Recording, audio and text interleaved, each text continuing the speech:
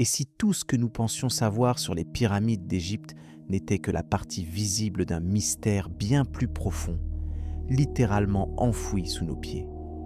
Et si ces monuments colossaux, ces tombeaux de pierre que nous admirons depuis des millénaires, n'étaient en réalité que les entrées monumentales d'un monde souterrain dont nous commençons à peine à entrevoir l'étendue?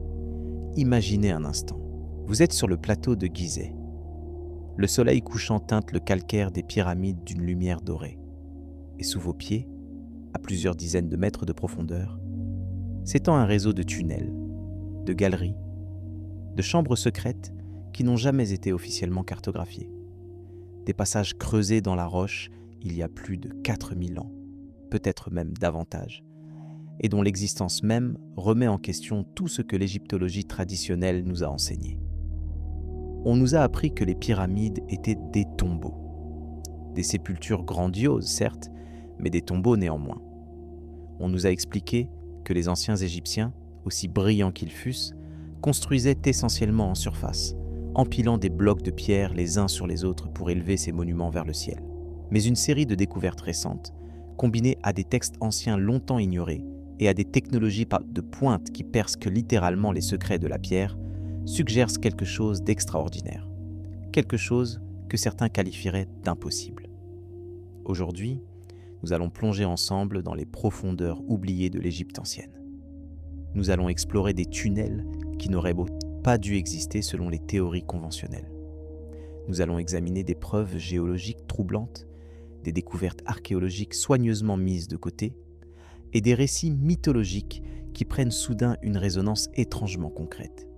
Car sous le sable du désert, sous les fondations mêmes des pyramides, se cache peut-être la clé d'une civilisation bien plus ancienne et bien plus avancée que ce que nous osons imaginer.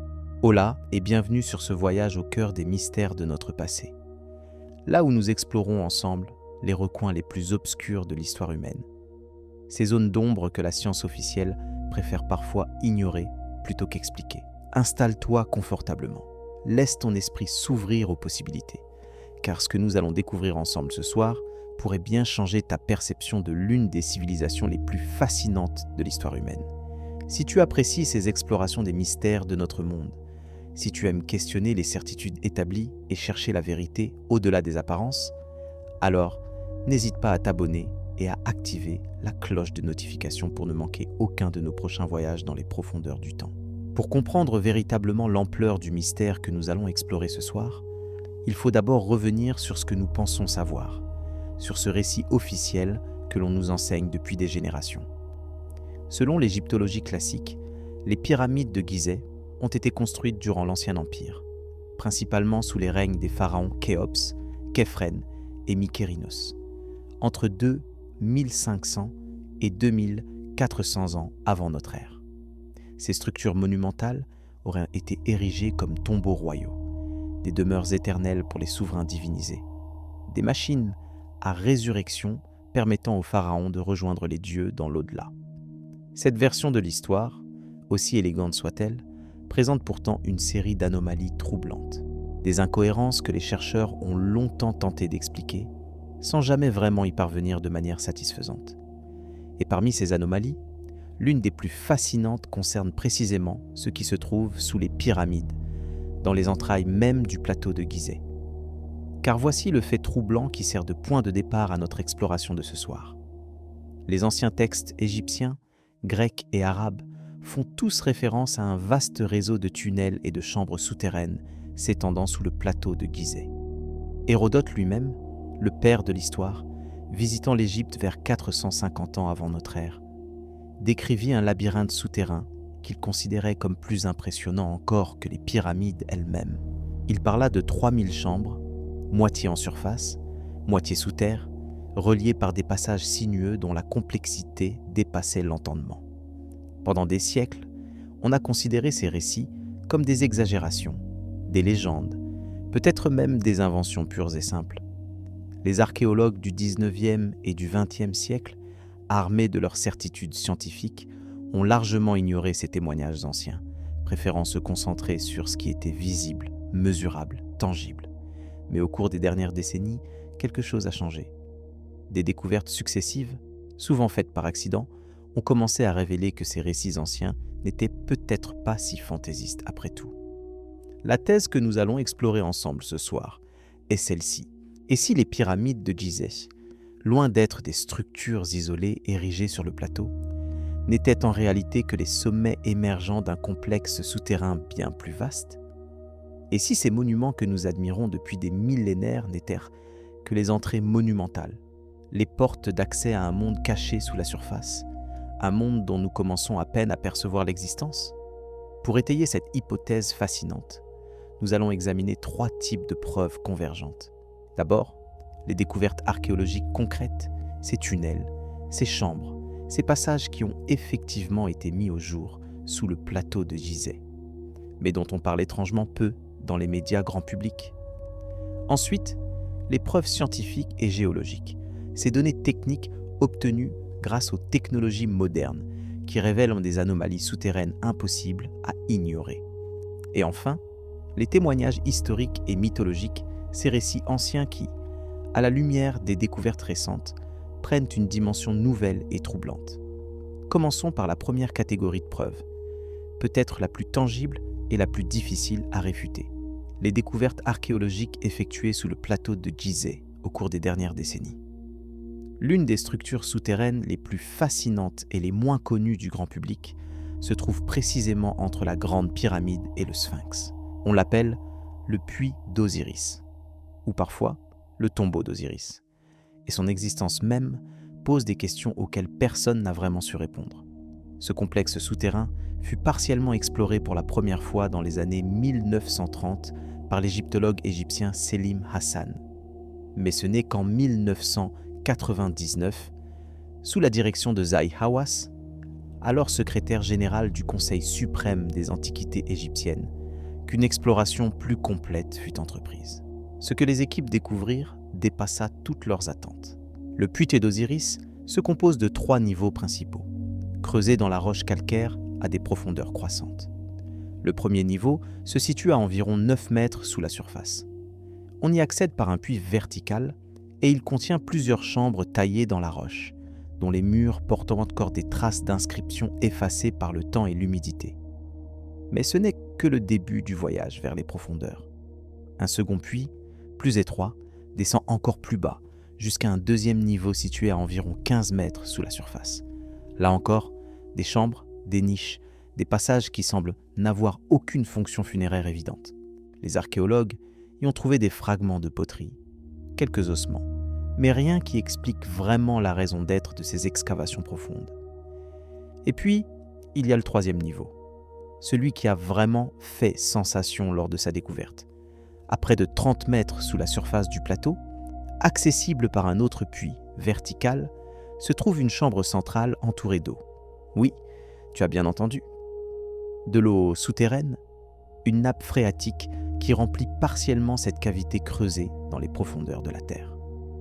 Et au centre de cette chambre inondée, sur une sorte d'îlot de pierre, repose un sarcophage de granit massif.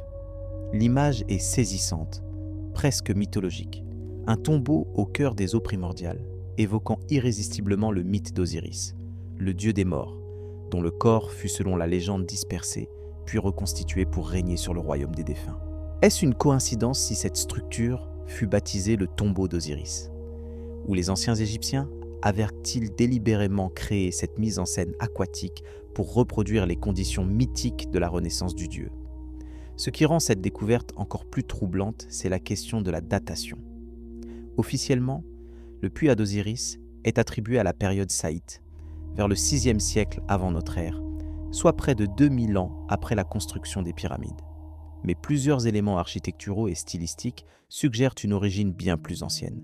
Les techniques de taille de la roche, la disposition des chambres, certains éléments structurels rappellent davantage les constructions de l'Ancien Empire, voire des périodes plus reculées encore. Et voici ce qui est vraiment intéressant. Le puits d'Osiris n'est pas une structure isolée. Des explorations ont révélé qu'il est potentiellement connecté à d'autres tunnels, d'autres passages qui s'enfoncent horizontalement dans la roche, en direction des grandes pyramides et du Sphinx. Ces passages n'ont jamais été entièrement explorés. Officiellement, ils seraient trop instables, trop dangereux pour permettre une investigation approfondie. Mais certains chercheurs indépendants se demandent si cette explication est vraiment satisfaisante, ou si d'autres raisons, moins avouables, expliquent cette réticence à poursuivre les fouilles. Mais le puits d'Osiris n'est qu'un début.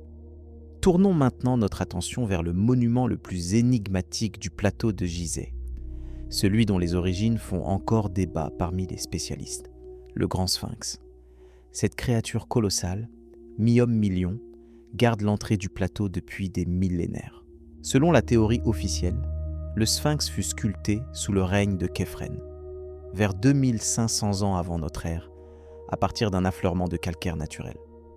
Mais depuis des décennies, des voix dissidentes s'élèvent pour contester cette datation, arguant que le Sphinx pourrait être bien plus ancien, peut-être de plusieurs milliers d'années.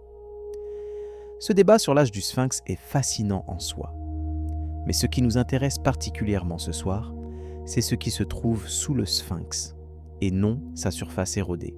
Car les légendes concernant des chambres secrètes cachées sous le monument sont aussi anciennes que le monument lui-même. Les textes de l'Égypte pharaonique font référence à une chambre cachée sous les pattes du Sphinx, parfois appelée la salle des archives ou la chambre des dossiers. Selon ces récits, cette salle contiendrait des documents et des artefacts remontant à une époque antérieure au déluge, des témoignages d'une civilisation perdue dont l'Égypte pharaonique ne serait que l'héritière lointaine. Le célèbre voyant américain Edgar Cayce, au début du XXe siècle, prophétisa que cette salle des archives serait découverte avant la fin du millénaire et qu'elle révélerait l'existence de l'Atlantide. Pendant longtemps, les égyptologues traditionnels ont balayé ces récits d'un revers de main, les qualifiant de mythes sans fondement. Mais au début des années 1990, une découverte stupéfiante vint ébranler ces certitudes. En 1991, une équipe de chercheurs américains dirigée par le géologue Robert Schoch et le géophysicien Thomas Dobecki utilisa des techniques de sismique réfraction pour sonder le sous-sol autour du Sphinx. Cette méthode, utilisée normalement pour la prospection pétrolière et minière, permet de détecter des cavités souterraines en analysant la propagation des ondes sismiques dans le sol. Les résultats furent extraordinaires. Les données sismiques révélèrent la présence de plusieurs anomalies sous le Sphinx, des zones où les ondes se comportaient différemment, suggérant l'existence de cavités, de chambres ou de passages souterrains. L'une de ces anomalies se situait précisément sous les pattes avant du monument, exactement là où les légendes anciennes placèrent la fameuse salle des archives. Ces découvertes firent nos sensations dans le monde de l'archéologie alternative, mais la réaction de l'establishment égyptologique fut pour le moins tiède. Zahi Hawass, alors responsable des antiquités de Gizeh, autorisa initialement des investigations supplémentaires, mais les travaux furent rapidement interrompus, officiellement pour des raisons de préservation du monument. Depuis lors, aucune exploration approfondie de ces cavités potentielles n'a été officiellement menée, du moins pas à la connaissance du public. Ce qui rend cette situation particulièrement frustrante pour les chercheurs indépendants, c'est que les technologies modernes permettraient aujourd'hui d'explorer ces zones sans endommager le monument. Des techniques comme la myographie, qui utilise les muons cosmiques pour créer des images de l'intérieur des structures massives, ou le radar à pénétration de sol, pourraient m'en révéler définitivement ce qui se cache sous les pattes du Sphinx. Mais ces investigations ne semblent pas être une priorité pour les autorités égyptiennes. Et pourtant, les indices continuent de s'accumuler. En 2017, une équipe internationale de chercheurs utilisant la myographie découvrit une cavité massive à l'intérieur même de la grande pyramide de Khéops. Cette cavité, baptisée le Grand Vide, mesure au moins 30 mètres de long et se situe au-dessus de la Grande Galerie. Son existence était totalement inconnue avant cette découverte, et sa fonction reste un mystère complet. Si une telle cavité a pu rester cachée pendant des millénaires à l'intérieur de la pyramide la plus étudiée au monde, que pourrait-il y avoir d'autre que nous n'avons pas encore découvert? Combien de chambres secrètes, combien de passages oubliés, combien de tunnels inconnus attendent encore d'être révélés sous le plateau de Gizeh? Cette question nous amène naturellement à examiner les preuves scientifiques et géologiques, la deuxième catégorie d'indices que nous allons explorer ensemble. Car au-delà des découvertes archéologiques ponctuelles, c'est la géologie même du plateau de Gizeh qui suggère l'existence d'un vaste réseau souterrain.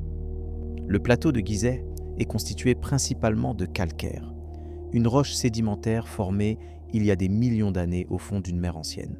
Ce type de formation géologique est particulièrement propice à la création de systèmes karstiques, c'est-à-dire de réseaux de grottes et de passages naturels creusés par l'action de l'eau au fil des millénaires.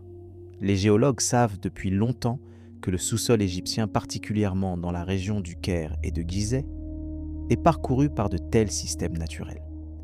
Mais ce qui rend la situation de Gizeh particulièrement intéressante, c'est la présence avérée d'aquifères souterrains, ces nappes d'eau qui circulent dans les couches géologiques profondes.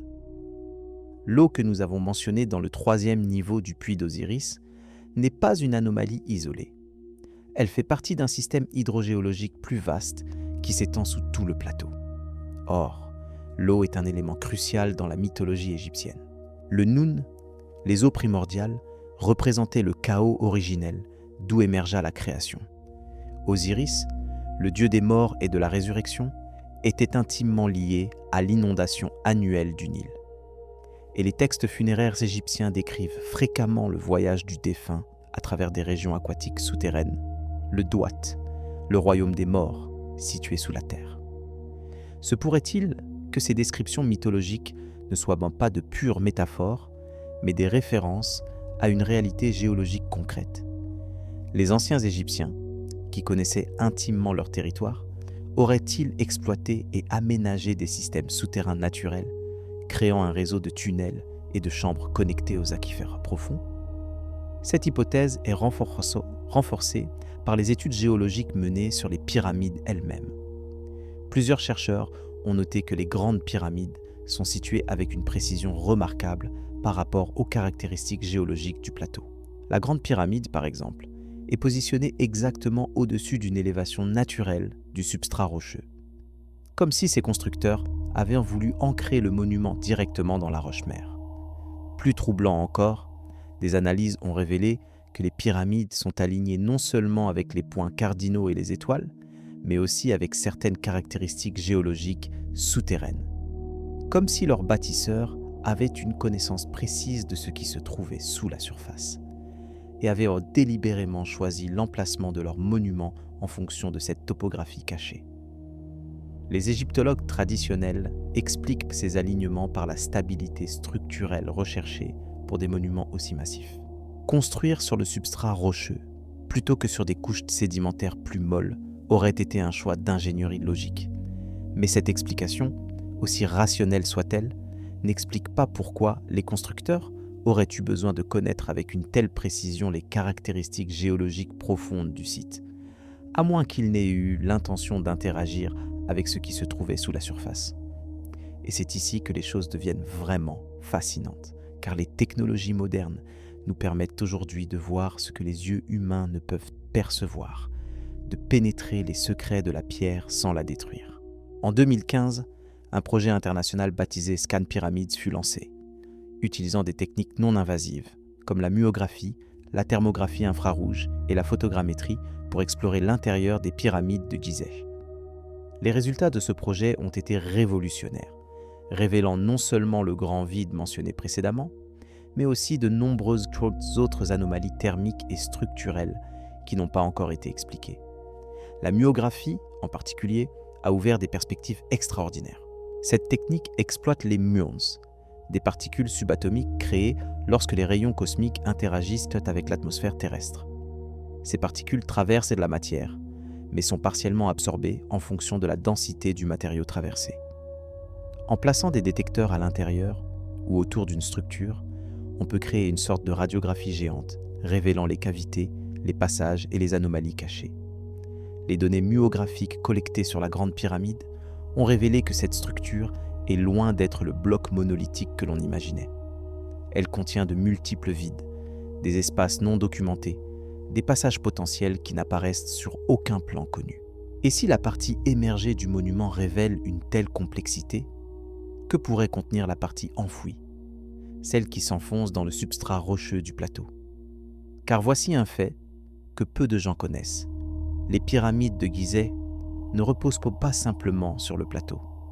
elles sont en partie creusées dans celui-ci. Les chambres souterraines de la Grande Pyramide, par exemple, ne sont pas des ajouts postérieurs ou des constructions séparées. Elles font partie intégrante du monument, taillées dans la roche vive, avant même que les premiers blocs de calcaire ne soient empilés en surface. La chambre souterraine de la Grande Pyramide est un espace énigmatique situé à environ 30 mètres sous le niveau du plateau, accessible par un passage descendant long et étroit. Cette chambre, apparemment inachevée, présente un sol irrégulier et des parois brutes, comme si les travaux avaient été abandonnés en cours de route. Mais certains chercheurs soupçonnent que cette apparence d'inachèvement est trompeuse et que la chambre pourrait avoir été délibérément laissée dans cet état pour dissimuler sa véritable fonction. Plus intriguant encore, un passage horizontal part de cette chambre souterraine et s'enfonce dans la roche en direction du sud. Ce passage, parfois appelé le couloir aveugle ou le passage du sud, a été partiellement exploré au XIXe siècle par des pionniers de l'égyptologie comme Howard Vyse et John Perring. Mais après quelques dizaines de mètres, le passage semble se terminer en cul-de-sac, ou du moins, c'est ce que les rapports officiels indiquent.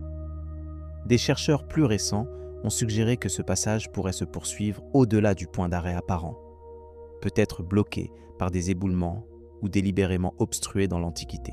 Si tel était le cas, où mènerait-il? Vers d'autres chambres inconnues? Vers un réseau de tunnels connectant les différentes pyramides du plateau? Vers le fameux labyrinthe souterrain décrit par Hérodote? La mathématique ne ment pas, même lorsque l'histoire le fait. Et les données scientifiques que nous accumulons sur le plateau de Gizeh pointent toutes dans la même direction. Sous la surface apparente, sous les monuments que les touristes photographient par millions chaque année, se cache une réalité bien plus complexe et bien plus mystérieuse que ce que les manuels scolaires nous ont appris. Mais les données géologiques et les scans scientifiques ne sont pas les seules sources d'informations dont nous disposons pour comprendre ce qui pourrait se cacher sous le plateau de Gizeh. Car il existe une troisième catégorie de preuves, peut-être la plus ancienne et la plus négligée de toutes. Les témoignages historiques et mythologiques, ces récits transmis de génération en génération, que la science moderne a longtemps considérés comme de simples fables, mais qui prennent aujourd'hui une résonance troublante à la lumière des découvertes récentes. Commençons par les sources les plus anciennes, les textes égyptiens eux-mêmes. Car contrairement à ce que l'on pourrait croire, les anciens Égyptiens n'étaient pas silencieux sur l'existence de structures souterraines sous leurs monuments les plus sacrés. Les textes des pyramides, ces inscriptions funéraires gravées sur les parois des chambres internes des pyramides de la 5e et de la 6e dynastie, font de nombreuses références au monde souterrain. Le Duat, ce royaume des morts que le pharaon défunt devait traverser pour atteindre l'immortalité, est décrit avec une précision géographique étonnante. Des passages, des portes gardées par des créatures divines, des lacs de feu et des rivières souterraines, des chambres secrètes contenant des connaissances interdites. Pendant longtemps, les égyptologues ont interprété ces descriptions comme de pures métaphores spirituelles, des représentations symboliques du voyage de l'âme après la mort. Mais certains chercheurs, adoptant une approche plus littérale, se demandent si ces textes ne décrivaient pas en réalité des lieux physiques concrets, des espaces souterrains que les prêtres égyptiens connaissaient et utilisaient pour leurs rituels les plus secrets. Après tout, les anciens Égyptiens étaient connus pour leur pragmatisme. Leur religion n'était pas abstraite, mais profondément ancrée dans le monde matériel. Leurs dieux habitèrent des temples physiques. Leurs défunts étaient préservés dans des corps physiques. Leur au-delà lui-même était conçu comme un lieu réel, quelque part sous la terre. Le livre de l'Amduat, l'un des textes funéraires les plus importants du Nouvel Empire, décrit en détail les 12 heures de la nuit que le dieu soleil Ra passe dans le monde souterrain avant de renaître à l'aube. Ce voyage nocturne traverse des régions spécifiques, chacune avec ses propres caractéristiques topographiques, ses habitants divins et ses dangers particuliers. La précision de ces descriptions est frappante. On y trouve des couloirs étroits menant à des salles vastes, des puits verticaux connectant différents niveaux, des passages aquatiques où la barque solaire doit naviguer, des chambres gardées par des serpents géants. Se pourrait-il que ces descriptions cosmologiques soient en réalité des plans, des guides pour naviguer dans un réseau souterrain réel? Que les prêtres égyptiens, gardiens de connaissances secrètes transmises depuis des temps immémoriaux et codés dans leurs textes sacrés, les itinéraires permettant de traverser le labyrinthe sous le plateau de Gizeh. Cette hypothèse, aussi spéculative qu'elle puisse paraître, trouve un écho troublant dans les témoignages des voyageurs grecs et romains qui visitèrent l'Égypte dans l'Antiquité. Hérodote, que nous avons déjà mentionné, visita l'Égypte vers 450 ans avant notre ère et laissa des descriptions détaillées de ce qu'il y vit. Dans son ouvrage majeur, Les Histoires, il consacre un livre entier à l'Égypte, décrivant ses merveilles naturelles et architecturales. Et parmi ces merveilles, il en est une qui retint particulièrement son attention. Un monument qu'il considérait comme supérieur même aux pyramides, le labyrinthe. Voici ses propres mots, traduits du grec ancien. Je l'ai vu moi-même, et il dépasse toute description. Car si l'on rassemblait tous les édifices des Grecs et leurs travaux d'architecture, il paraîtrait inférieur au labyrinthe en peine et en dépenses. Et pourtant, le temple d'Éphèse et celui de Samos sont remarquables. Les pyramides elles-mêmes dépassent toute description, et chacune d'elles équivaut à de nombreux grands ouvrages grecs. Mais le labyrinthe les surpasse encore. Hérodote décrit ensuite ce monument en détail. 12 cours couvertes, avec des portes se faisant face, 6 tournées vers le nord et 6 vers le sud. 3000 chambres au total, moitié au-dessus du sol, moitié en dessous. L'historien grec affirme avoir personnellement visité les chambres supérieures. Mais les prêtres égyptiens lui refusèrent l'accès aux chambres souterraines, expliquant qu'elles contenaient les tombeaux des rois sacrés et des crocodiles sacrés. Ce témoignage est extraordinaire à plusieurs égards. D'abord, il confirme l'existence d'un vaste complexe souterrain, avec un nombre de chambres si élevé qu'il semble presque incroyable. Ensuite, il révèle que les prêtres égyptiens gardaient jalousement l'accès à ces espaces souterrains, suggérant qu'ils contenaient des secrets qu'ils ne souhaitèrent pas partager avec les étrangers. Enfin, la localisation de ce labyrinthe, selon Hérodote, se situait dans la région du Fayoum, à une centaine de kilomètres au sud-ouest du Caire. Mais d'autres sources anciennes suggèrent qu'un labyrinthe similaire, peut-être connecté, existait sous le plateau de Gizeh lui-même. Strabon, le géographe grec qui visita l'Égypte vers 24 ans avant notre ère, confirme le récit d'Hérodote et ajoute des détails supplémentaires. Il décrit des passages sinueux si complexes que personne ne pouvait les traverser sans guide. Des chambres ornées de colonnes de granit blanc, des plafonds faits de blocs de pierre gigantesques. Et comme Hérodote, il mentionne des niveaux souterrains auxquels l'accès lui fut refusé. Pline l'Ancien, l'encyclopédiste romain du 1er siècle de notre ère, offre une perspective légèrement différente. Dans son Histoire naturelle, il décrit le labyrinthe égyptien comme le plus ancien de tous les labyrinthes, ayant servi de modèle à celui de Crète construit par Dédale. Il mentionne également des passages souterrains obscurs et des chambres dont la fonction restait mystérieuse, même pour les prêtres de son époque. Ces témoignages convergents de sources grecques et romaines sont difficiles à ignorer. Ces auteurs n'avaient aucun intérêt particulier à inventer des structures souterraines imaginaires. Ils décrivaient ce qu'ils avaient vu ou ce que les prêtres égyptiens leur avaient raconté. Et ce qu'ils décrivent correspond remarquablement aux anomalies détectées par les technologies modernes sous le plateau de Gizeh. Mais les sources antiques ne sont pas les seules à faire référence à ces mystérieux réseaux souterrains. Les auteurs arabes médiévaux, qui héritèrent de la sagesse de l'Égypte ancienne après la conquête musulmane, ont également laissé des témoignages fascinants. Al-Makrizi, l'historien égyptien du XVe siècle, compila dans ses ouvrages de nombreuses traditions concernant les pyramides et les structures qui les entouraient.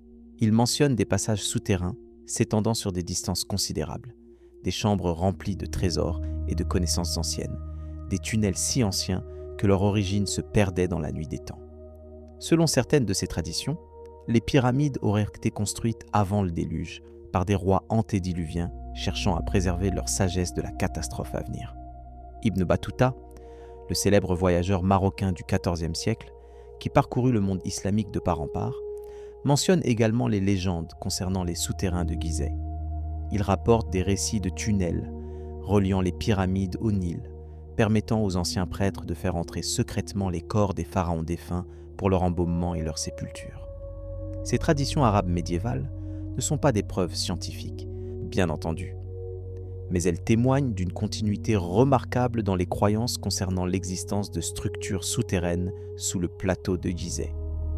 Des sources égyptiennes anciennes, aux témoignages grecs et romains, puis aux traditions arabes médiévales, le fil conducteur est le même. Sous la surface visible, il existe un autre monde, un monde de chambres secrètes, de passages labyrinthiques et de connaissances pas cachées. Et puis, il y a les mythes, ces récits que la science moderne a longtemps rejetés comme des superstitions primitives, mais qui, examinés à la lumière des découvertes récentes, révèlent parfois une profondeur inattendue. Le mythe d'Osiris est central à la compréhension de la spiritualité égyptienne ancienne, et il est intimement lié au monde souterrain. Selon la légende, Osiris fut le premier roi d'Égypte, un souverain bienveillant qui enseigna aux humains l'agriculture, les lois et les arts de la civilisation. Mais son frère Seth, jaloux de son pouvoir, le tua par traîtrise, démembra son corps et dispersa les morceaux à travers tout le pays. Isis, l'épouse fidèle d'Osiris, parcourut l'Égypte pour rassembler les fragments du corps de son époux. Avec l'aide de Thoth, le dieu de la sagesse, et d'Anubis, le dieu à tête de chacal, elle reconstitua le corps d'Osiris et, par des rituels magiques, lui redonna temporairement la vie, le temps de concevoir leur fils Horus. Osiris, ne pouvant plus vivre dans le monde des vivants, descendit dans le Douat pour devenir le souverain du royaume des morts. Ce mythe, au-delà de sa dimension spirituelle évidente, contient des éléments troublants lorsqu'on le met en parallèle avec les découvertes archéologiques. Le puits d'Osiris, cette structure souterraine que nous avons décrite plus tôt, avec son sarcophage entouré d'eau au 3e niveau, semble reproduire délibérément les conditions mythiques de la résurrection d'Osiris. L'eau souterraine évoque les eaux primordiales du Nun, d'où toute vie émergea selon la cosmologie égyptienne. Le sarcophage sur son îlot de pierre représente le corps reconstitué du dieu, en attente de renaissance. Se pourrait-il que le puits d'Osiris ne soit pas simplement un tombeau, mais un espace rituel, un lieu où les prêtres égyptiens rejouaient le mythe de la mort et de la résurrection du dieu? Et si tel est ce cas, quels autres espaces rituels similaires pourraient se cacher dans les profondeurs inexplorées du plateau? Les parallèles entre les mythes et les découvertes archéologiques ne s'arrêtent donc pas là. Les textes égyptiens font fréquemment référence aux suivants d'Horus, parfois appelés les Shemsu-Hor, une race de demi-dieux ou de sages qui auraient régné sur l'Égypte avant les pharaons humains. Ces êtres mythiques, selon les traditions, auraient été les gardiens de connaissances secrètes, remontant à une époque antérieure à la civilisation égyptienne connue. La pierre de Palerme et le canon royal de Turin, deux documents historiques égyptiens listant les dynasties de pharaons, mentionnent tous deux des règnes divins précédant les dynasties humaines.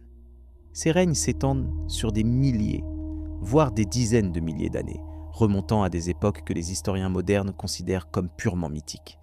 Mais ces listes royales étaient traitées avec le plus grand sérieux par les anciens Égyptiens eux-mêmes, qui les considéraient comme des documents historiques authentiques.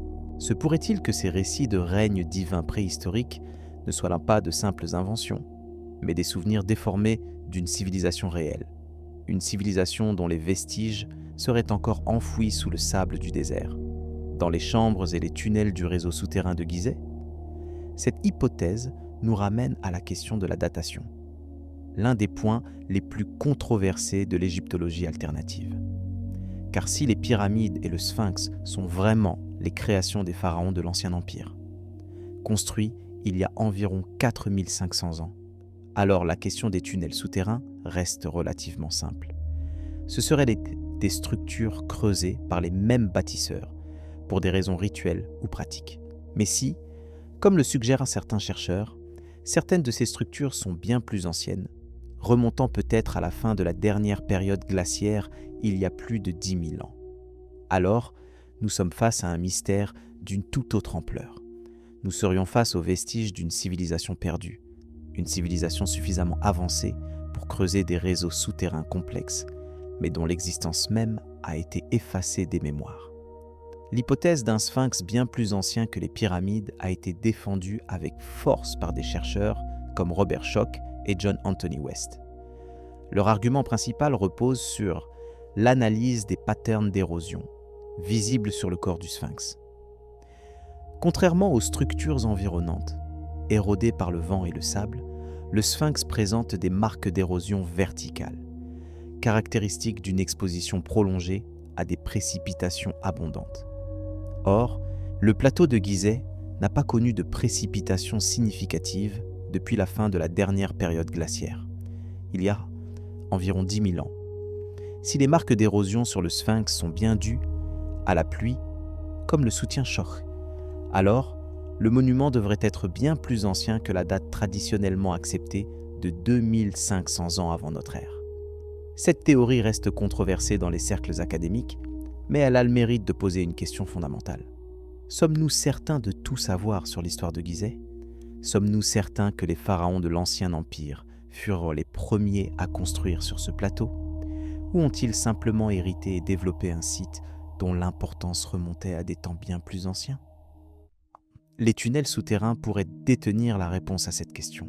Car si le réseau existe vraiment avec l'ampleur suggérée par les sources anciennes et les données scientifiques modernes, son exploration approfondie pourrait révéler des artefacts, des inscriptions, peut-être même des restes humains datant d'époques bien antérieures à l'Égypte pharaonique.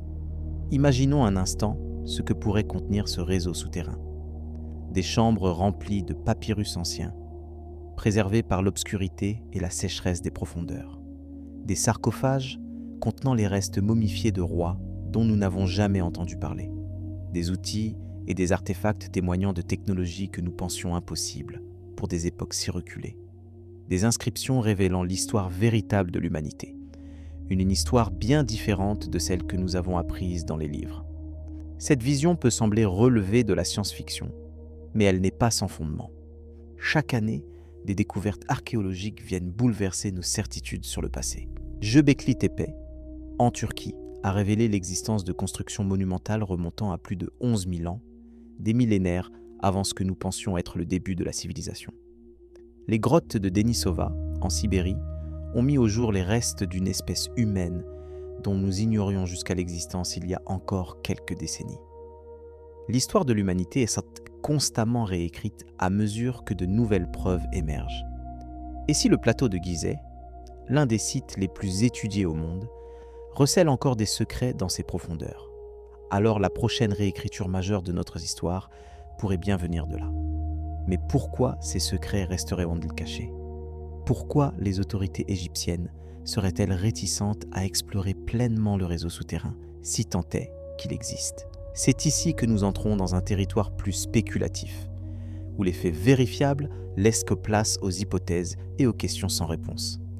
Certains chercheurs indépendants suggèrent que les tunnels sous Gizeh ont bel et bien été explorés, mais que les résultats de ces explorations ont été gardés secrets. Ils pointent vers des incidents étranges, comme la fermeture soudaine de certaines zones du plateau aux chercheurs étrangers dans les années 90, ou les rumeurs persistantes de travaux nocturnes sous le sphinx dont le public n'aurait jamais été informé. D'autres adoptent une perspective plus pragmatique. L'économie touristique égyptienne dépend largement de l'image des pyramides et du sphinx telle qu'elle est actuellement présentée. Des découvertes bouleversant radicalement notre compréhension de ces monuments pourraient avoir des implications imprévisibles, tant sur le plan académique que commercial. La prudence des autorités ne serait alors pas un signe de dissimulation, mais simplement une gestion prudente d'un patrimoine extrêmement précieux. Quelle que soit la vérité, une chose est certaine. Les questions soulevées par l'hypothèse d'un réseau souterrain sous Gizeh méritent des réponses. Et ces réponses ne viendront que d'une exploration systématique et transparente, utilisant les technologies modernes dont nous disposons, et rendues accessibles à la communauté scientifique internationale. En attendant ce jour, nous ne pouvons que continuer à rassembler les indices, à analyser les preuves disponibles et à garder l'esprit ouvert aux possibilités. Car c'est ainsi que progresse la connaissance, non pas en acceptant aveuglément les dogmes établis, mais en questionnant constamment, en cherchant toujours plus loin, plus profond. Et les profondeurs de Gizeh semblent avoir encore beaucoup à nous révéler. Maintenant que nous avons exploré les preuves archéologiques, les données scientifiques et les témoignages historiques, il est temps de plonger encore plus profondément dans ce mystère. Car il existe d'autres indices, d'autres pistes que nous n'avons pas encore examinées et qui viennent renforcer l'hypothèse d'un réseau souterrain bien plus vaste que ce que l'on nous a officiellement révélé. L'un des aspects les plus fascinants de cette enquête concerne les explorateurs modernes, ces individus qui, au cours des 2 derniers siècles, ont tenté de percer les secrets des souterrains de Gizeh. Leurs témoignages, souvent oubliés ou marginalisés par l'histoire officielle, offrent des aperçus troublants sur ce qui pourrait se cacher sous le sable du désert. Au début du XIXe siècle, l'Égypte s'ouvrait progressivement aux explorateurs européens, dans le sillage de l'expédition napoléonienne de 1798. Ces pionniers de l'égyptologie, animés par une curiosité insatiable et parfois par l'appât du gain, entreprirent des explorations que les chercheurs modernes, contraints par des protocoles stricts de préservation, ne pourraient ne plus mener aujourd'hui. Giovanni Battista Caviglia, un capitaine de marine génois devenu explorateur, fut l'un des premiers à s'aventurer dans les profondeurs du plateau de Gizeh au début des années 1820. Fasciné par les légendes de chambres secrètes, il entreprit de dégager le sable qui ensevelissait le Sphinx et ses alentours. Une tâche titanesque qu'il mena pendant plusieurs années. Ce que Caviglia découvrit fut remarquable. Il mit au jour plusieurs passages souterrains partant du Sphinx et s'enfonçant dans différentes directions. L'un de ces passages, situé dans le dos du monument, descendait en pente douce vers les profondeurs avant de se terminer apparemment en cul-de-sac. Un autre, découvert près des pattes avant, semblait avoir été délibérément obstrué dans l'Antiquité par des blocs de pierre. Les journaux de Caviglia, conservés dans diverses archives européennes, décrivent des espaces souterrains ornés de hiéroglyphes, des chambres dont les murs portèrent des traces de peinture ancienne, des passages si étroits qu'il fallait ramper pour les traverser. Malheureusement, la plupart de ces découvertes ne furent jamais systématiquement documentées selon les standards archéologiques modernes, et certaines des entrées qu'il avait dégagées furent ensuite recouvertes ou murées. Quelques décennies plus tard, un autre explorateur allait laisser sa marque sur l'histoire de Gizeh. Howard Vyse, un colonel britannique fortuné, arriva en Égypte en 1835 avec une détermination farouche et des moyens considérables. Contrairement aux explorateurs plus prudents qui l'avaient précédé, Vyse n'hésitait pas à utiliser la poudre à canon pour ouvrir des passages dans la pierre, une méthode qui lui valut autant de découvertes que de critiques. C'est Vyse qui explora systématiquement les chambres souterraines de la Grande Pyramide, documentant le passage descendant et la chambre souterraine inachevée que nous avons mentionné précédemment.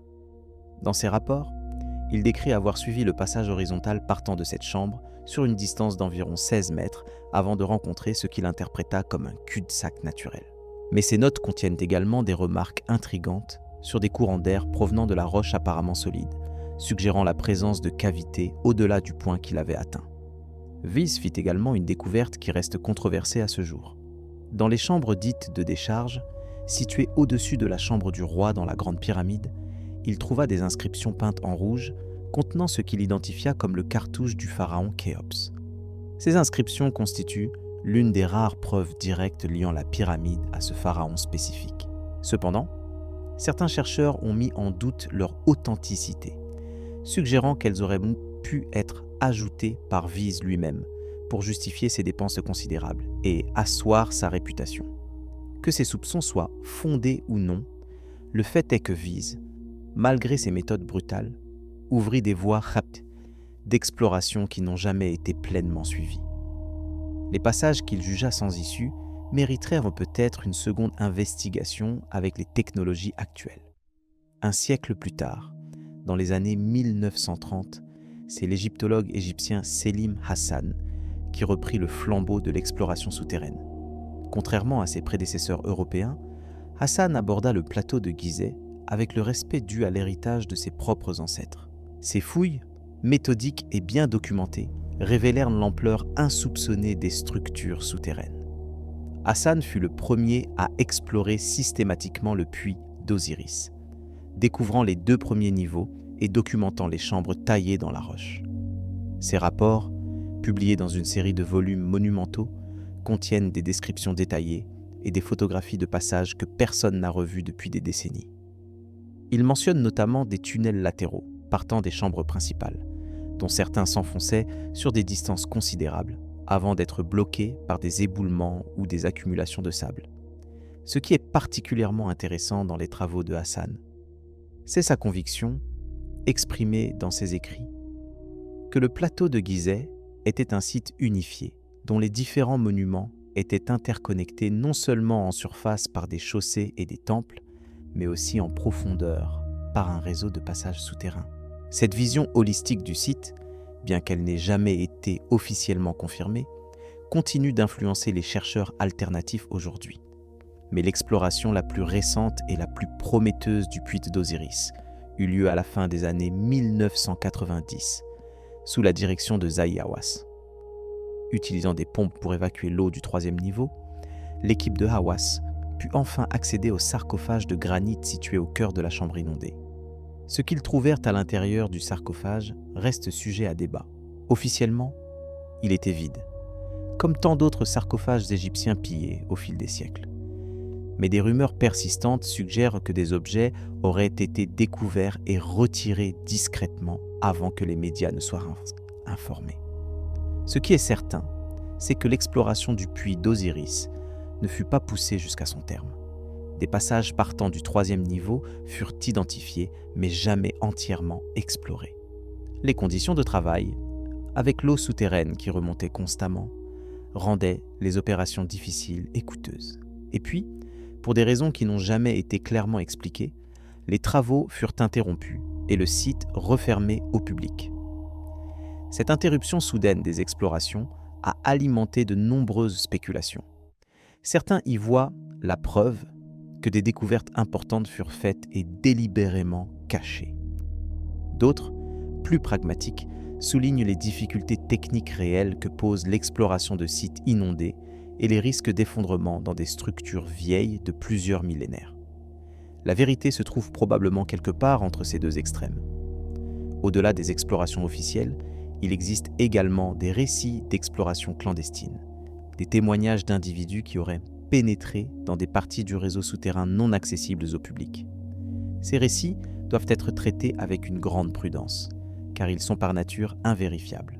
Mais leur cohérence avec les sources historiques et les données scientifiques leur confère une certaine crédibilité. L'un des témoignages les plus détaillés provient d'un ingénieur britannique qui aurait travaillé sur le plateau de Gizeh dans les années 1970. Selon son récit, publié des années plus tard sous pseudonyme, il aurait eu accès à des zones fermées au public lors de travaux de maintenance sur les systèmes de drainage. Il décrit des passages étroits menant à des chambres ornées de reliefs sculptés, des escaliers descendant vers des niveaux inférieurs non documentés, et surtout, des tunnels horizontaux semblant se diriger vers les pyramides elles-mêmes. Ce témoignage, aussi fascinant soit-il, ne peut être vérifié. L'identité de l'ingénieur n'a jamais été révélée, et aucune preuve matérielle ne corrobore son récit.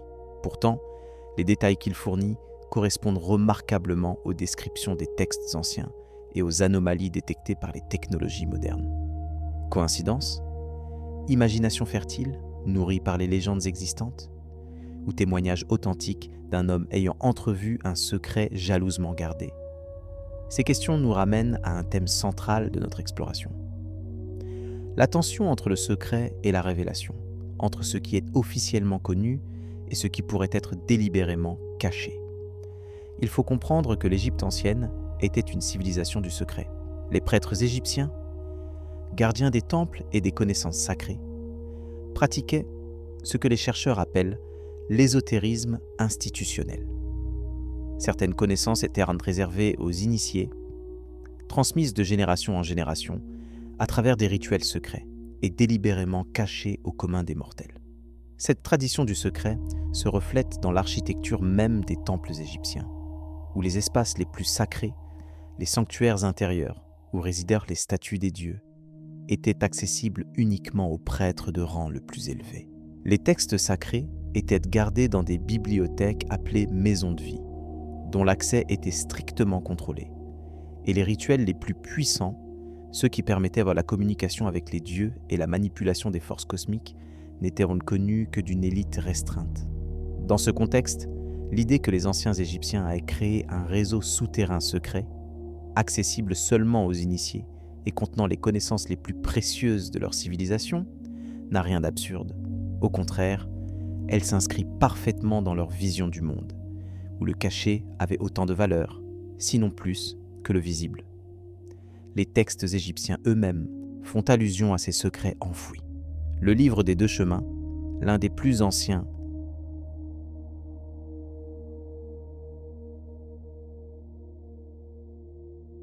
guide du monde souterrain, décrit des passages secrets menant à des chambres où sont gardées les formules permettant de triompher des obstacles de l'au-delà. Le livre des portes mentionne des gardiens divins protégeant l'accès à des connaissances interdites. Et les textes sapientiaux, ces collections de maximes et de conseils attribués aux sages de l'Ancien Empire, insistent sur l'importance de garder certains savoirs secrets, de ne les révéler qu'à ceux qui en sont dignes. Se pourrait-il que ces textes ne parlent pas seulement de secrets spirituels ou intellectuels, mais aussi de secrets physiques, de lieux concrets où étaient conservées les connaissances les plus précieuses? Se pourrait-il que le réseau souterrain de Gizeh ait été précisément l'un de ces lieux, une bibliothèque enfouie contenant la sagesse accumulée des millénaires? Cette hypothèse trouve un écho troublant dans les traditions concernant la grande bibliothèque d'Alexandrie. Nous savons que cette institution légendaire, fondée au IIIe siècle avant notre ère, rassemblait des manuscrits et des connaissances de tout le monde antique. Mais nous savons aussi que cette bibliothèque fut détruite, probablement en plusieurs étapes, entre le 1er siècle avant notre ère et le 7e siècle de notre ère. Des milliers de textes irremplaçables furent perdus à jamais. Ou le furent-ils vraiment? Certaines traditions suggèrent que les prêtres égyptiens, pressentant les dangers qui menaçaient leur patrimoine intellectuel, auraient copié et caché les textes les plus précieux dans des lieux secrets. Et parmi ces lieux secrets, les souterrains de Gizeh, bien plus anciens et bien mieux protégés que n'importe quelle bibliothèque de surface, auraient constitué un refuge idéal. Cette idée d'une salle des archives cachée sous Gizeh a captivé l'imagination de nombreux chercheurs et explorateurs au fil des siècles. Edgar Cayce, le célèbre médium américain du XXe siècle, prophétisa de manière répétée la découverte imminente d'une telle salle, qu'il appelait la salle des archives de l'Atlantide. Selon ses lectures, cette chambre contiendrait des documents prouvant l'existence de la civilisation atlante et sa connexion avec l'Égypte ancienne. Les prophéties de Cayce n'ont jamais été confirmées, et sa date limite pour la découverte, qu'il situait avant la fin du XXe siècle, est depuis longtemps dépassée. Mais l'idée qu'il a popularisée, celle d'une chambre secrète contenant des connaissances perdues, continue de fasciner les chercheurs alternatifs. Et les anomalies détectées sous les pattes du Sphinx par les études sismiques des années 1990 semblent, du moins partiellement, valider l'intuition de Cayce. Mais au-delà des prophéties et des spéculations, que nous disent vraiment les preuves disponibles sur la nature et la fonction possible du réseau souterrain de Gizeh? Si nous adoptons une approche rationnelle, en écartant temporairement les hypothèses les plus extraordinaires, plusieurs explications plausibles émergent. La première possibilité est que les tunnels et les chambres souterraines servaient à des fonctions rituelles liées au culte funéraire. L'Égypte ancienne était obsédée par la mort et la résurrection, par le voyage du défunt vers l'au-delà et sa transformation en être immortel. Les structures souterraines, par leur obscurité et leur profondeur, évoquaient naturellement le monde des morts, le douat où le soleil voyageait chaque nuit avant de renaître à l'aube. Dans cette perspective, le réseau souterrain de Gizeh aurait pu servir de théâtre pour des rituels initiatiques, des cérémonies au cours desquelles les prêtres ou les pharaons eux-mêmes auraient symboliquement traversé la mort pour renaître transformés. Cette pratique est attestée dans d'autres cultures anciennes, des mystères d'Éleusis en Grèce au rite de passage des peuples premiers. L'Égypte, avec son obsession pour l'au-delà, aurait logiquement développé des rituels similaires. La deuxième possibilité est que les tunnels servaient des fonctions pratiques liées à la construction et à l'entretien des monuments de surface. Les pyramides, avec leur masse colossale, exercent une pression énorme sur le substrat rocheux. Des systèmes de drainage souterrain auraient pu être nécessaires pour évacuer l'eau des nappes phréatiques et prévenir les infiltrations. De même, des passages souterrains auraient pu permettre le transport discret de matériaux ou de personnes, à l'abri des regards indiscrets. La troisième possibilité, peut-être la plus intrigante, est que le réseau souterrain précède les monuments de surface et remonte à une époque bien plus ancienne. Dans cette hypothèse, les pharaons de l'Ancien Empire n'auraient pas créé le réseau, mais l'auraient découvert et incorporé dans leur complexe funéraire. Les pyramides elles-mêmes auraient alors été construites pour marquer, protéger ou exploiter un site sacré préexistant. Cette dernière hypothèse expliquerait plusieurs anomalies que les théories conventionnelles peinent à résoudre. Elle expliquerait pourquoi les pyramides furent construites précisément à Gizeh plutôt qu'ailleurs. Elle expliquerait les légendes concernant les suivants d'Horus et les règnes divins antérieurs aux pharaons humains. Elle expliquerait la sophistication inexplicable de certaines techniques de construction, qui auraient pu être héritées plutôt qu'inventées. Bien sûr, cette hypothèse soulève autant de questions qu'elle en résout. Qui aurait creusé ce réseau originel et quand? Comment ces connaissances auraient-elles été transmises aux Égyptiens de l'Ancien Empire? Pourquoi la mémoire de cette civilisation antérieure aurait-elle été effacée ou transformée en mythe? Ces questions n'ont pas de réponse définitive dans l'état actuel de nos connaissances. Mais elles méritent d'être posées, car elles nous poussent à regarder au-delà des évidences, à questionner les récits établis, à chercher la vérité même lorsqu'elle nous échappe. Et c'est peut-être là la leçon la plus importante que nous offre ce mystère. Non pas une réponse définitive, mais une invitation à l'humilité. Car ce que les tunnels de Gizeh nous révèlent, plus que tout, c'est l'étendue de notre ignorance.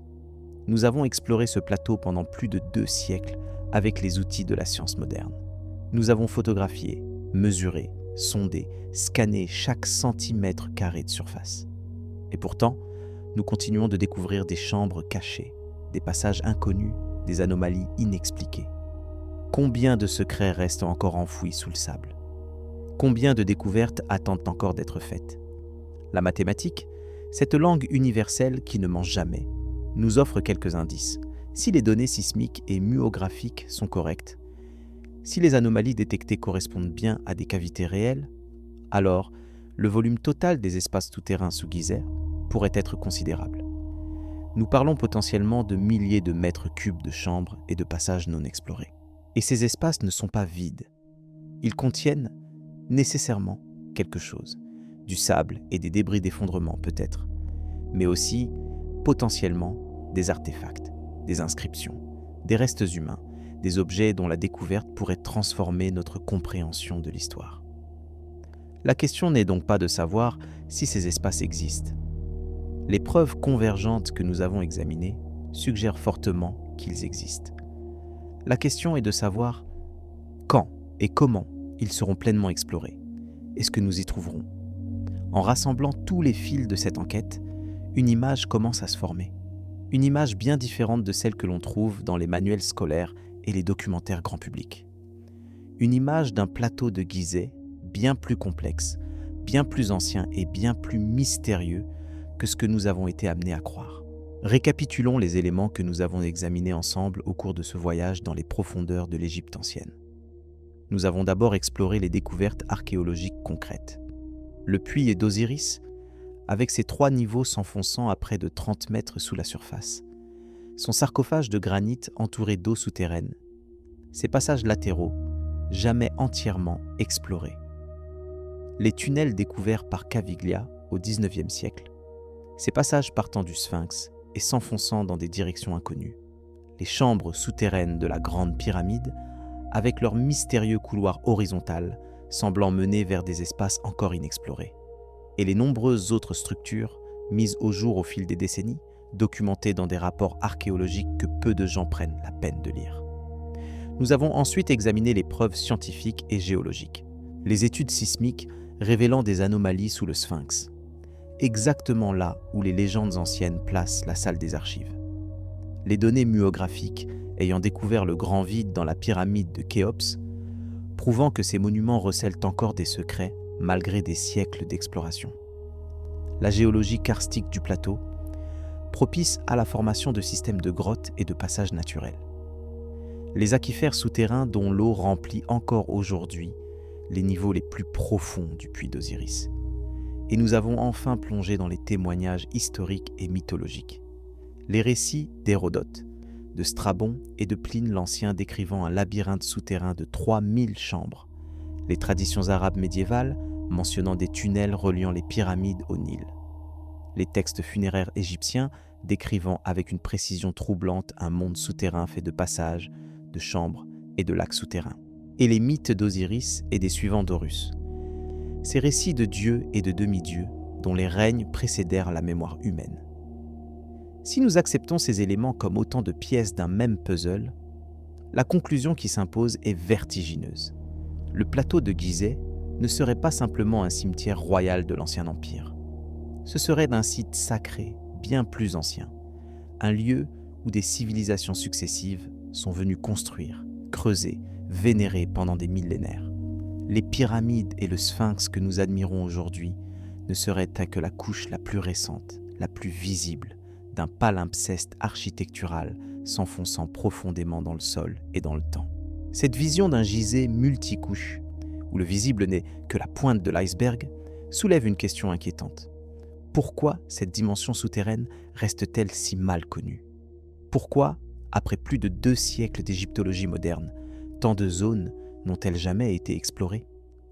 Pourquoi les découvertes les plus prometteuses semblent-elles systématiquement suivies de fermetures de sites et de silences officiels? Certains invoqueront des raisons techniques légitimes. L'exploration souterraine est dangereuse, surtout dans des structures anciennes fragilisées par le temps. Les risques d'effondrement sont réels et la présence d'eau souterraine complique considérablement les opérations. De plus, tout travail archéologique en Égypte doit être approuvé par les autorités locales. Un processus qui peut être long et complexe. D'autres souligneront les enjeux économiques et politiques. L'Égypte tire des revenus considérables du tourisme lié aux pyramides. Toute découverte bouleversant radicalement le récit établi pourrait avoir des répercussions imprévisibles sur cette industrie vitale. Et sur le plan politique, reconnaître que l'Égypte pharaonique pourrait être l'héritière d'une civilisation plus ancienne et possiblement non égyptienne soulèverait des questions identitaires délicates. Mais il existe peut-être une explication plus simple, plus humaine. La résistance au changement est une constante de la nature humaine. Les égyptologues ont construit leur carrière sur un certain récit de l'histoire égyptienne. Admettre que ce récit pourrait être fondamentalement incomplet, voire erroné, serait douloureux sur le plan professionnel et personnel. Il est parfois plus confortable de ne pas chercher ce que l'on ne veut pas trouver. Quelle que soit l'explication, le résultat est le même. Un potentiel immense de découverte reste inexploité sous le sable de Gizeh. Et tant que cette situation perdure, nous ne pourrons jamais prétendre connaître vraiment l'histoire de ce site extraordinaire. Mais imaginons un instant que les barrières tombent. Imaginons qu'une exploration systématique et transparente des souterrains de Gizeh soit entreprise, utilisant toutes les technologies modernes à notre disposition. Que pourrions-nous découvrir?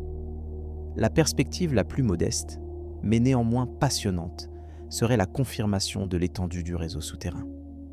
Même si ces espaces s'avéraient vides ou ne contenaient que des débris archéologiques ordinaires, leur simple cartographie représenterait une avancée majeure dans notre compréhension du site. Nous saurions enfin si les tunnels connectent vraiment les différents monuments. Quelle est leur étendue réelle? Comment ils furent construits et dans quel but? Une découverte plus significative serait la mise au jour de nouveaux artefacts ou inscriptions. Des objets funéraires intacts, des textes inédits, des représentations artistiques inconnues enrichiraient considérablement notre connaissance de l'Égypte ancienne. Chaque nouvel artefact est une fenêtre sur le passé, un témoignage direct d'individus ayant vécu il y a des millénaires. Mais la découverte la plus extraordinaire, celle qui bouleverserait notre vision de l'histoire humaine, serait la confirmation de l'existence d'une civilisation antérieure. Imaginez un instant que l'on découvre, dans les profondeurs du plateau, des artefacts datant non pas de 4500 ans, mais de 10 000, 12 000, peut-être même 15 000 ans. Des objets témoignant d'une maîtrise technique comparable ou supérieure à celle des pharaons de l'Ancien Empire. Des inscriptions dans une écriture inconnue, antérieure aux hiéroglyphes.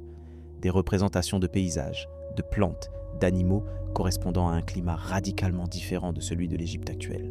Une telle découverte confirmerait ce que des chercheurs marginalisés soutiennent depuis des décennies. L'histoire de la civilisation humaine serait bien plus longue et bien plus complexe que ce que la science officielle admet. Les pyramides et le sphinx ne seraient pas les créations ex nihilo de pharaons ambitieux, mais les héritages d'une tradition remontant à la nuit des temps. Et l'Égypte pharaonique, loin d'être le berceau de la civilisation, n'en serait que l'une des manifestations les plus récentes. Cette vision alternative de l'histoire n'est pas sans implications troublantes, car si une civilisation avancée a existé dans un passé si lointain, qu'est-elle devenue? Pourquoi a-t-elle disparu? Et surtout, sommes-nous condamnés à répéter son destin?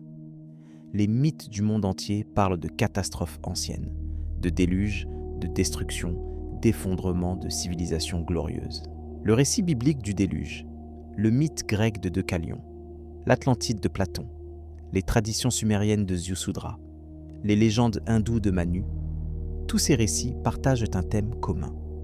Un monde prospère fut détruit par une catastrophe, et seuls quelques survivants purent préserver les bribes d'une sagesse ancienne. Se pourrait-il que ces mythes ne soient pas de pures inventions, mais des souvenirs déformés d'événements réels? Se pourrait-il que les bâtisseurs originels du réseau souterrain de Gizeh aient été les survivants ou les héritiers d'une telle catastrophe? Et se pourrait-il que les secrets qu'ils ont enfouis sous le sable contiennent des avertissements pour les civilisations futures, c'est-à-dire pour nous? Ces questions peuvent te sembler relever de la spéculation pure. Et il est vrai que nous n'avons pas de preuves définitives pour y répondre. Mais la spéculation informée, celle qui s'appuie sur des indices convergents et qui cherche à donner du sens à des anomalies inexpliquées, a sa place dans la quête de la connaissance. Car c'est souvent en imaginant l'impossible que l'on finit par découvrir l'inattendu. Et l'histoire de l'archéologie est remplie d'exemples où des théories considérées comme fantaisistes se sont révélées exactes. Heinrich Schliemann, moqué pour sa croyance en la réalité de la guerre de Troie, découvrit les ruines de la cité mythique. Arthur Evans, guidé par les légendes du Minotaure, mit au jour la civilisation minoenne. Et plus récemment, la découverte de Göbekli Tepe a prouvé que des constructions monumentales existaient des millénaires avant ce que les archéologues pensaient possible. Peut-être que les tunnels de Gizeh réservent une surprise similaire. Peut-être que sous le sable du désert, dans des chambres que personne n'a visitées depuis des millénaires, dorment des secrets qui changeront notre compréhension de nous-mêmes et de notre place dans l'histoire. En attendant ce jour de révélation, nous pouvons au moins tirer quelques leçons de ce voyage dans les profondeurs de l'Égypte ancienne. La première leçon est celle de l'humilité. Malgré tous nos progrès technologiques, malgré des siècles d'études et d'exploration, nous ne connaissons qu'une fraction de ce que le passé a à nous offrir. Les anciens n'étaient pas des primitifs naïfs attendant patiemment que nous venions les comprendre. Ils étaient nos égaux en intelligence, et dans certains domaines, peut-être nos supérieurs. Leur réalisation, qu'elle soit visible en surface ou cachée dans les profondeurs, témoigne d'une maîtrise que nous peinons encore à expliquer. La deuxième leçon est celle de la persévérance. Les mystères de Gizeh ne seront pas résolus du jour au lendemain. Il faudra des décennies, peut-être des siècles de recherche patiente pour démêler tous les fils de cette énigme. Mais chaque découverte, chaque indice, chaque hypothèse testée nous rapproche de la vérité. La science avance lentement, mais elle avance. La troisième leçon est celle de l'ouverture d'esprit. Les théories alternatives sur l'histoire de Gizeh sont souvent rejetées sans examen par l'establishment académique, qualifiées de pseudo-sciences ou de fantaisie. Mais l'histoire des sciences montre que les idées révolutionnaires sont presque toujours accueillies avec scepticisme avant d'être acceptées. Rejeter une hypothèse sans l'examiner sérieusement n'est pas de la rigueur scientifique, c'est du dogmatisme. Et la quatrième leçon, peut-être la plus importante, est celle de l'émerveillement. Dans un monde où tout semble avoir été exploré, cartographié, expliqué, il est réconfortant de savoir qu'il existe encore des mystères authentiques, des lieux où l'inconnu attend d'être découvert, des questions auxquelles personne ne peut encore répondre. Le plateau de Gizeh, malgré sa célébrité, reste l'un de ces lieux magiques où le mystère persiste. Alors que nous approchons de la fin de ce voyage, je t'invite à contempler une dernière image. Le soleil se couche sur le plateau de Gizeh, baignant les pyramides d'une lumière dorée qui les fait paraître presque irréelles.